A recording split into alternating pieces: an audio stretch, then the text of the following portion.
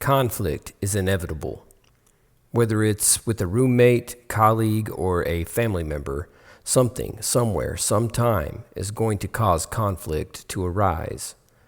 The way we handle communication during these times can have a substantial impact on how the conflict unfolds.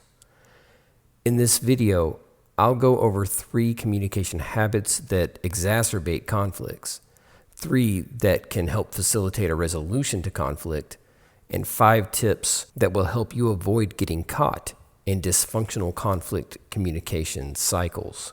Broadly speaking, conflict communication refers to the exchange of messages between individuals or groups in opposition.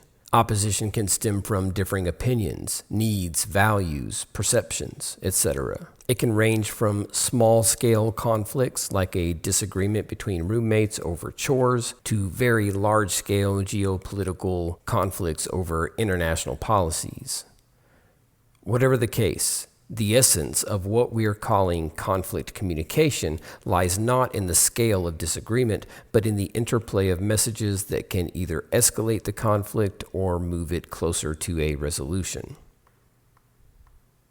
Dysfunctional communication in conflicts manifests as patterns of interaction that perpetuate conflict and inhibit efforts towards resolution. Here are some examples. 1. Avoidance and silence. Imagine 2 roommates. One is upset with the other because they constantly leave dishes in the sink. Instead of addressing the issue, they avoid it, hoping it will magically resolve itself. Over time, resentment builds, making any eventual confrontation far more heated than it would have otherwise been. 2. Accusation and defensiveness. Some colleagues are having a disagreement on how they should go about completing a particular project. One accuses the other of not listening or taking their suggestions seriously. The accused becomes defensive, firing back with their own accusations. They point out that maybe some people are more concerned with getting the work done than they are with expressing their feelings all the time.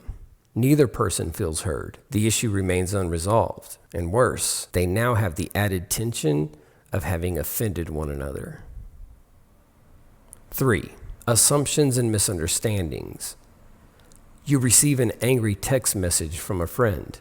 They accuse you of ignoring them and leaving them stranded at home for the entire evening with nothing to do. You scroll up and discover that you had missed a text message from them 4 hours earlier asking if you wanted to go out. You become annoyed that your friend would automatically make the assumption that you were intentionally ignoring them, and then you become defensive.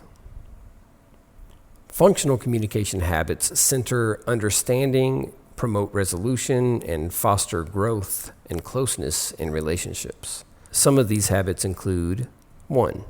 Active listening.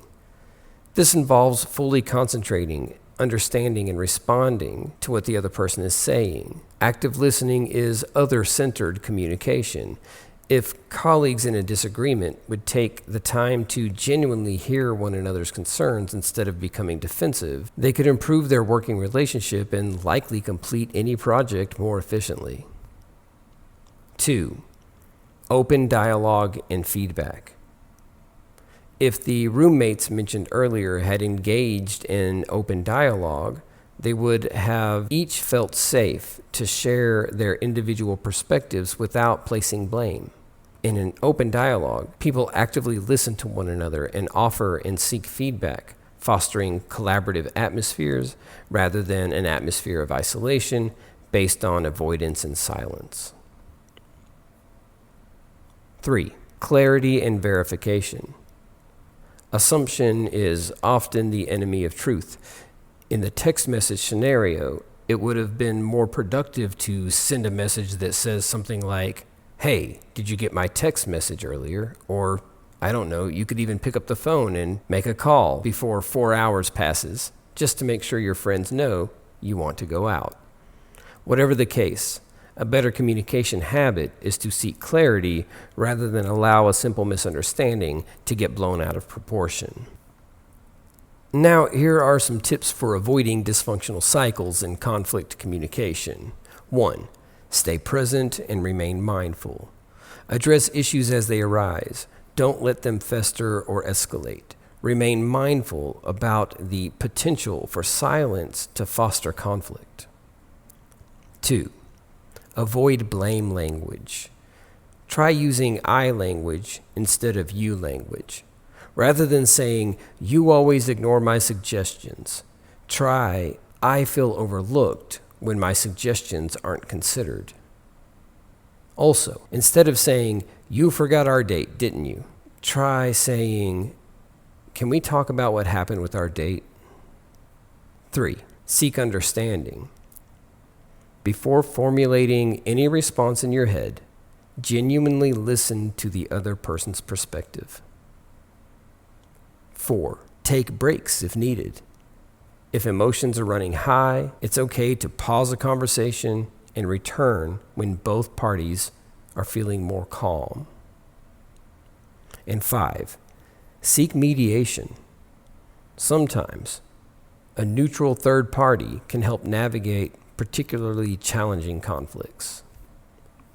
When handled with care and effective communication, conflict can foster understanding, growth, and closeness in relationships. Recognizing and avoiding dysfunctional communication cycles while simultaneously embracing functional ones can make a huge difference. Remember, it's not about avoiding conflict, but rather mastering the art of navigating and communicating about it.